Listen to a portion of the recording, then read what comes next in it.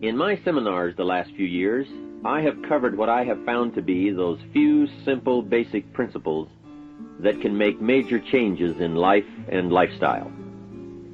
One of those subjects that gets the most comment is diseases of attitude. And out of that subject, worry and how to kick the worry habit have caused the most questions. So in this brief visit with you, let me give you my best look at worry, how to recognize it and define it, and what to do about it. And hopefully, these ideas will give you a good chance for confidence over worry. First of all, worry might well be killer number one. And if it is not the number one physical killer, although doctors tell us worriers die sooner than non-worriers, and we have all heard the expression, worry yourself to death, at least it is the number one killer of dreams and achievement, of energy and vitality and lifestyle. I know the damage and effect of this killer, worry, firsthand. I will spare you the details, but over a period of some 3 years, I let worry get out of hand. As I've mentioned before, I became a super worrier. I was good at it. The combination of small and big worries about my circumstances, what people thought of me, my finances, my abilities, the future, my progress, all led to a complete physical collapse, a stay in the hospital, emotional, mental, and physical exhaustion, and a deep despair I couldn't shake. A sad picture for a young man who should have been well on his way to carving out his share of opportunity. I am happy to tell you that good fortune came my way, and as many of you may be aware, I met a man, Mr. Earl Schoaf, with his ideas and inspiration and the help of a very close friend. I worked my way past the minefields of worry and disaster and out into the clear air of mental sunshine. And if I did it, anybody can do it. I'm not saying it's easy. It took me almost a full year to kick the worry habit. It took practice and much effort, but it was well worth it. Remember, don't ask for the task to be easy, just ask for it to be worth it. Don't wish it was easier, wish you were better. Don't ask for less challenge, ask for more skills. Don't ask for less problems, ask for more wisdom. It's the challenge that makes the experience. And life and its color and meaning and adventure for you is this collection of experiences. To wish them away is to wish your life away. So let's get to worry and what it is and what it does, how to define it, and what to do about it. And let's do it with eager, high hope that it won't be long until you will be free of the worry habit and on your way to the life and lifestyle that you want. First of all, let's define worry. There are many ways we could describe it. Worry is fear painting pictures in your mind. And if you watch that mental movie too long, you get a false picture of how things really are. Worry is a mental broadcasting station, and more often than not, it is false or at least distorted propaganda. Worry has that sneaky way of stopping short of giving you all the facts. Worry is often the trickery of mentally filtered facts on the negative side, and the bold declaration that these are all the facts. Worry has the mental audacity to suggest that the elevator only runs one way, down. Many times worry is a 5-alarm bell for a wastebasket fire. And worry is a depletion of constructive emotion. It's wasted mental energy. It's like letting the starter run the battery down when the car won't start. And worry is most often a lack of all the facts, a lack of full understanding, a lack of total information, and an unpreparedness of ability, knowledge, talent, courage, faith, and all the other virtues. That should give us a better definition of worry, and remember, left unchecked, it can become like a mad dog loose in the house. And the sorrow and pain and regret is too large a price to pay not to do something about it, and to do it now. You see, if you contemplated the total sum of human suffering long enough, it would drive you mad. You must understand how life is. Human suffering, man's inhumanity to man, war, disease, poverty. But it must be in what I call its rightful ratio of your mental and emotional time. So much for what worry is. The next question is, what can I do about it? What is the first step? My best advice on this is to first recognize worry for what it is, admit what it does, and then decide you now want to be free. It first starts with decision on your part. And may I add, well, you should decide. Why let worry continue to take money out of your pocket and bank account? Why let worry any longer keep you from becoming all you can be? Why let it rob you of better friendships, better business, better profits, better results, better communication, better family relations? Why impose your worry on others any longer? It's a burden you can get rid of, and a monkey you can get off your back. Why not be rid of those sinking, nagging feelings that all is not going to be well, that you can't do it, that it won't work out for the best? Worry is undue concern that takes up too much of your mental and emotional time. Now, we must all be concerned. Hey, life is no joke except to the jokers. Life and how to live it is a serious matter. It is risky, full of peril, and there are constant threats to the good we want and to the pursuit of happiness. However, it is undue concern, or concern that takes up too much mental time, that begins the harm. It's like a family planning a wonderful trip. While they certainly should be concerned about the condition of the car, the tires, and making sure they pick the proper route, it would be foolish to allow themselves to be completely turned negative with the thought that they might crash and kill the entire family. If that were the case, even if they went, the entire trip would be turned into one nightmare of fear with the specter of chaos looming around every curve, rather than enjoying the wonderful trip they had planned for themselves and their family. A lot of people do that with their entire life. So, start to make these declarations. And if you mean it, they will start you on your way to confidence and adventure, free of the worry habit. Say first, I've had it with worry. I'm tired of being beaten down and hassled with all those negative mental pictures. I refuse to be tricked by false facts. I'm really not that weak. Never again do I want those sick feelings inside, those mental false alarms. I'm tired of the drain on my resources. I'm tired of the embarrassment of the lack of confidence. I don't want people, especially my family, to see me in this state anymore. I've got more to offer. I refuse to let my life be short-circuited any longer by letting my mind run wild with a distorted view of the facts, whether I bring it up or if it comes from someone else. Prove it to yourself. Think back over all the things that you worried about, all the fantastic, catastrophic events that your well-meaning advisors had told you were going to happen. Be pleased that none of them ever happened to you, or else you would not be alive today. 90% of the things you worry about never happen anyway.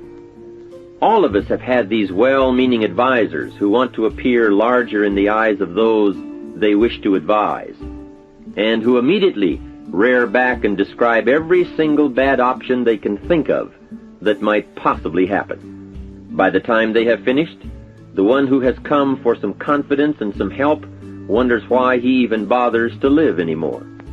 And the fact is, those things are never really going to happen anyway. Bring to question now what your mind tells you or what others tell you, and pledge not to go for false alarms. I've had it is a good beginning. This first step will start you arguing with your worry thoughts. Soon you will start to examine your fears and worries to see if they are valid, and you won't let your mind play those mental tricks any longer. It is possible to destroy any emotion you have, including worry and fear, by a very simple process, and that is, analyze it to death. Drag it out on the table and look at it. Weigh it against all of your past experiences. Make sure this one can stand against all the past facts you have. You will now start to use worry instead of letting worry use you. It's a beginning, being in control instead of out of control. You will now let concern and the first signs of worry prompt you to learn, ask questions, and look at all sides in order to evaluate true, positive, constructive action. Now you can say, I will let fear advise me of the facts, but I won't let fear tell me these are all the facts. Nor will I let fear determine my reaction to the facts. I will gladly take up the war of faith over doubt, reason over fear, and positive expectation over worry. So talk to yourself right now into a change of attitude. Be persuasive. Go all out. Show yourself the hell if you don't, and the good life of answers and progress if you do. Say to yourself, what a fantastic feeling it must be to stop the panic drain on my mental energy, emotion, and physical strength. Imagine putting all that saved energy and emotion and strength into my action plans for the good life. Hey, accept the challenge. Believe your beliefs, doubt your doubts, stay on the campaign to give worry a bad time. Like being your own conscientious judge, say, I've had it with the presentation of a one-sided story. I sustain the objection that worry has failed to bring out all the facts. I despise these mental courtroom maneuvers that try to belittle my client, me. I demand the whole truth, and if worry will not be silent, I may cite him for contempt of the court of reason. Call up that scene often when worry wants to hassle you with the same old tricks and the same old results. It will work every time. Okay, let's move on to some really positive steps.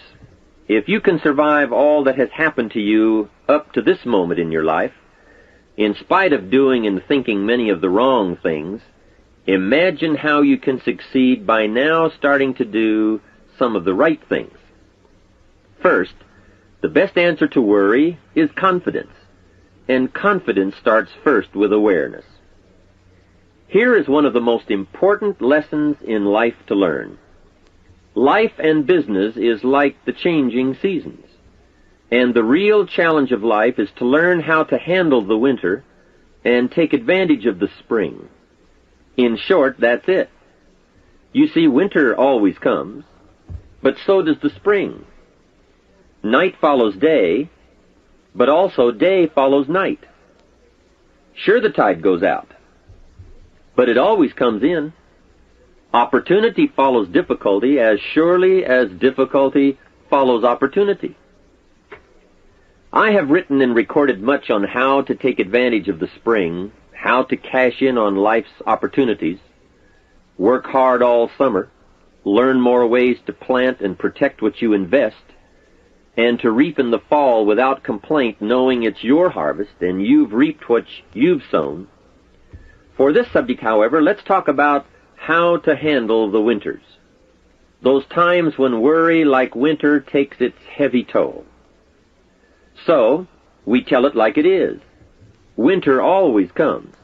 So does the night. Some happenings in our life will always be a cause for concern, and sometimes concern turns to worry, and worry turns to fear. But remember, that is to be expected.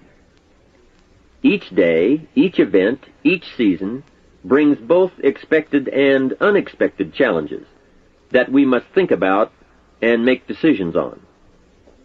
Life is like a stream that flows continuously. The better we understand that, the better chance we have to produce good results out of all of our challenges. May I suggest something to you? I have a friend who is an avid skier. You know something? He can only ski in the wintertime. You can only hunt the elk when the snow falls in the high mountains and drives them down. That's called wintertime. You see, it's all right if it's 12 below. Just be prepared for the winter. And here is a good thought. A full, well-developed human being will find a way to take advantage of the winter, not just handle it. The big challenge is to make something out of each opportunity. Now, if winters are always going to occur in our life, shouldn't we benefit from them too? Come the next winter, you could be on the inside looking out, seated by a warm fire, the company of a good friend, and those unique feelings of security in spite of the circumstances or the season. Begin to know now that the night will pass, and as you learn to grow and progress, you will better understand how to handle every night and better live every day. Here's some of the best advice I have on worry. First, don't be afraid to face the facts of life. It is not negative to understand that the winters always come. Don't be faked out. Don't clip the word impossible out of the dictionary. Sure, the Bible says all things are possible, but I don't really understand all that means. My daughters ask me, have you ever tried putting toothpaste back in the tube? Don't say I don't want to hear the problem. I don't want to see the difficulty. Don't show me the weeds. Don't say anything negative. Only see the positive. That's foolish. There is a thin line between positive thinking and kidding yourself. And remember, there's also a thin line between faith and folly. Here is the key. Humans have the unique ability to see it as it is, and they also have the ability to see it better than it is. One is called fact, the other is called faith. Faith you develop, facts you acquire. The facts you acquire are essential. It's like belief. You constantly must find facts to support your belief. Faith says, I will move mountains. It doesn't say, I will move mountains if someone gives me a bulldozer. I'll move a mountain if they will build me a road up there, if the weather's nice, if they give me a shovel. Faith just says, I will move mountains. Faith doesn't ask for a result to prove its existence. Faith is because it is. And remember, people die for faith. And some people give up everything they own, their life, for faith. Many years ago, over in Vietnam, a Buddhist monk did a very clever thing. He did the ultimate in political dissent. He burned himself to death. That toppled the government. That was faith. Totality begets totality. Here is a good prayer. Help me to see it as it is, and help me to see it better than it is, and then inspire me to act. Facts and faith and action. What a combination for personal progress. And action puts fear to flight. An Old Testament phrase says, watch the ants, you sluggard. Consider their ways and be wise. Not a bad suggestion. The study of ants. What do they do in the summer to prepare for the winter? That's a lesson in life and survival. Happiness, wealth, peace, security, success, safety, friendship, reward, results, and all human achievement comes from a growing ability to understand and handle the changing seasons. And so we come right back to the theme of our entire enterprise, self-development. Learn to work harder on yourself than anything else. The key to all success in economics or mental health is self-development. It will all change for the better when you change for the better. It's what you become that really counts. And you are the only variable. So a good statement is, you can't be all positive. You can't be all confident. You can't be all faith. But confidence and faith and courage and inspiration can dominate worry and fear. Physical and emotional forces are always at work, and something will win and conquer. Make sure you give yourself the best chance to get mental and emotional domination over all of your challenges. And here is one of the master keys to the good life: developing the intelligence and accepting the challenge of putting all of your emotional experience into their rightful ratio. Beginning this progress can bring about the most dramatic changes. You see, disappointment is like winter. It always comes. It is foolish to say, don't be disappointed. But you must learn to discipline your disappointment. If it dominates 51% of your time, you're in trouble. Continued heavy disappointment is like 12 months of winter, and 12 months of winter leaves very little alive.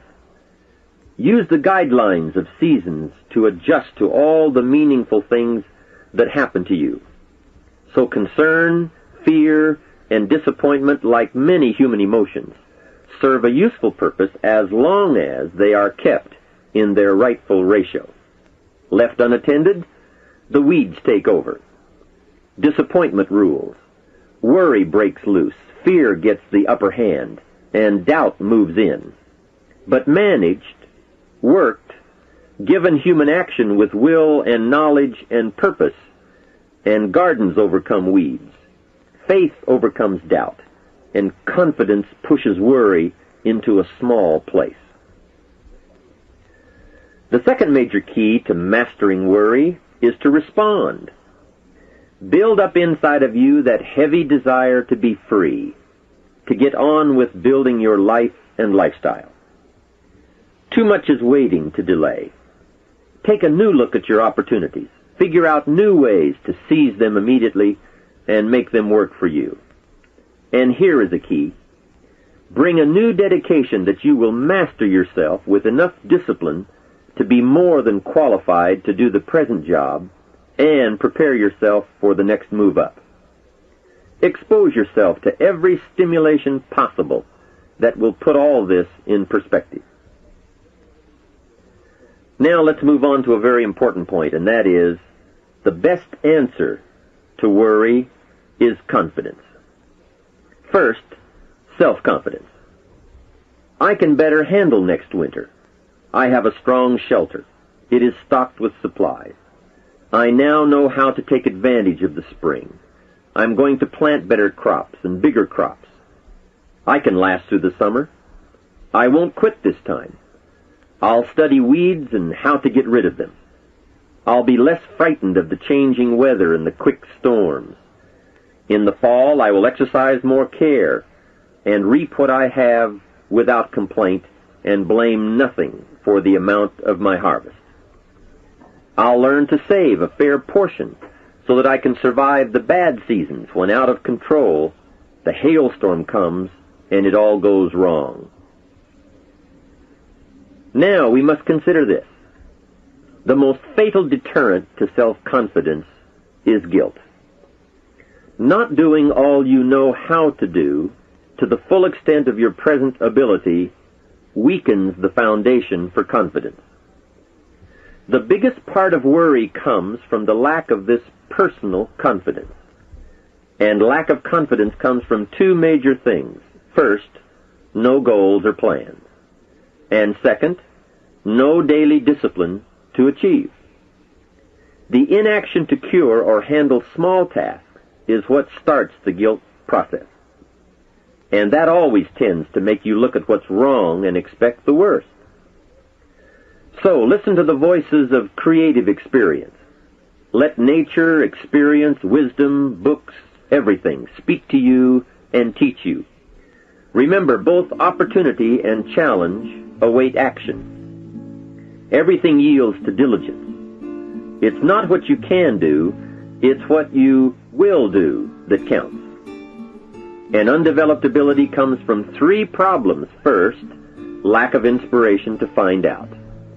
Second, lack of reasons to learn. And third, lack of applied time and action for developing those abilities. Remember, humans are remarkable, a marvelously functioning entity. Imagine how uniquely your body and mind have survived and managed to function in spite of all the worry. Humans don't die easy. They die hard. Develop a plan for your life rather than aimlessly drifting through it, the victim of circumstance. Create your own environment and learn to control it. You control your own mental environment by developing yourself. So go on a crash program to clean up decisions, get things done, get other things set up and started and organized. Start doing all the things that would make you feel better: exercise, diet, reading more books.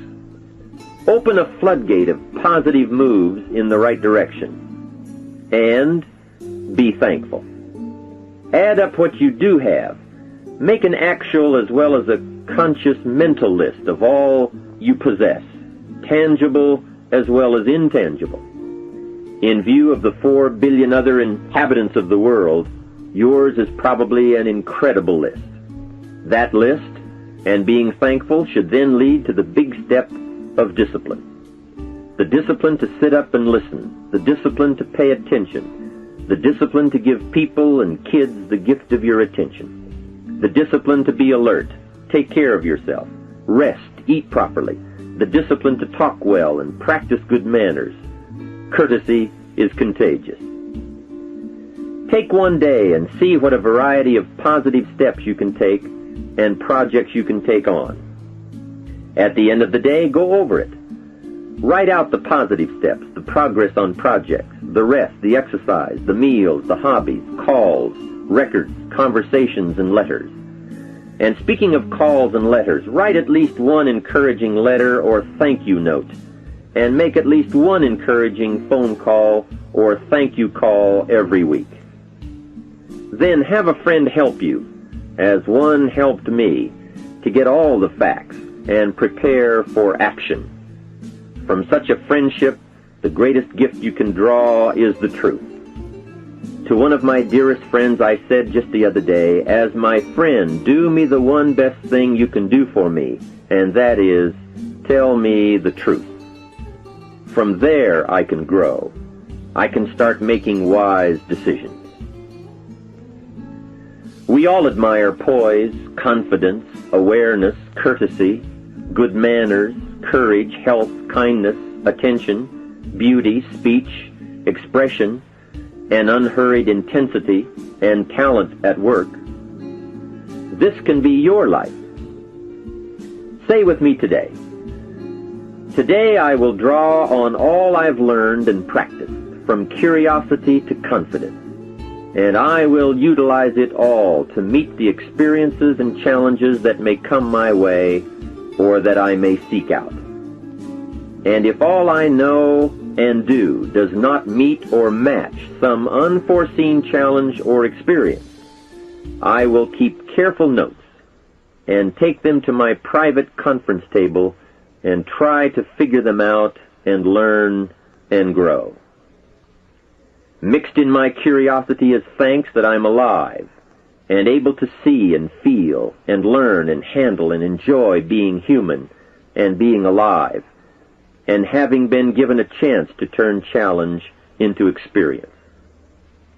How great to have a mind to expand and a soul to nourish, to have hands that can feel, a heart that can experience, a mind that can inquire and learn, a soul that can soar, a body that can respond, to know love, sadness, hope, disappointment, accomplishment, failure, thrills, terror, appreciation, bafflement, wonder, awe, frustration, misery, confidence, courage, contentment, impatience, expectation, apprehension, fulfillment, music, sound, pictures, art, beauty, and harmony. To have all this happen to one is one thing. To know it is all happening is much more. I wish for you that you might develop a growing awareness of the world around you and your possibilities in it. Develop a sense of history and destiny, and be grateful for the opportunity that you have to participate in that grand endeavor. To sum it all up, first understand what worry is. You now know that it can be beneficial and destructive, depending on your awareness. Next, resolve to be free of the habit. That job is up to you, to work on yourself, to get the right attitude.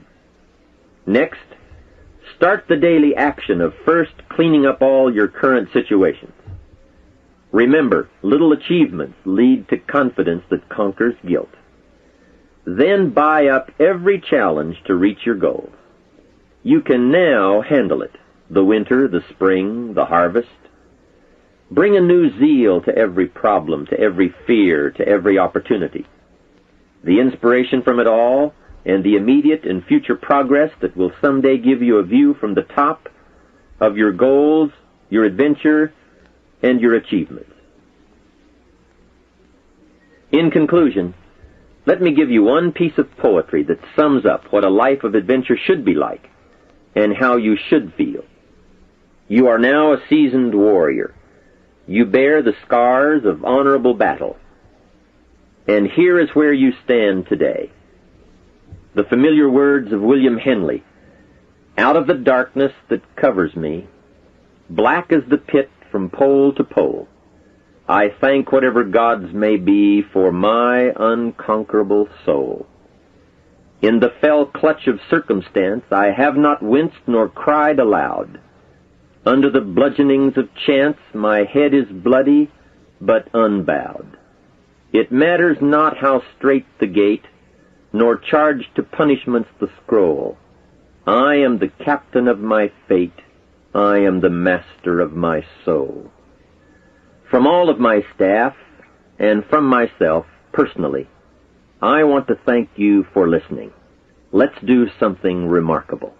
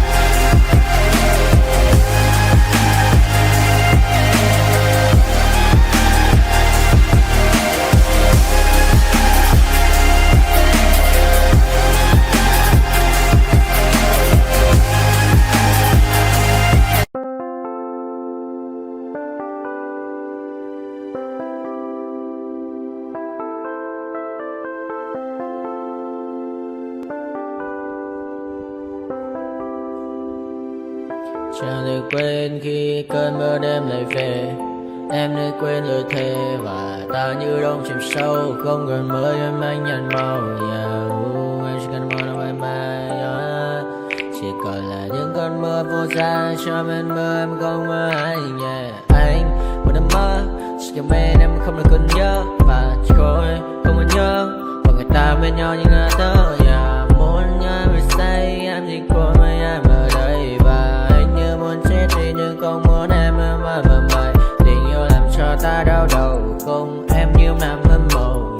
Anh như đứa mong cầu và vui bên em ngủ sầu. Chào các bạn mai em mơ, chỉ có bên em nhưng là có mơ. Em vẫn đang dài, em muốn bên ai. Anh không mong gì hơn, chỉ mong em sẽ ở đây ôm anh thật gần.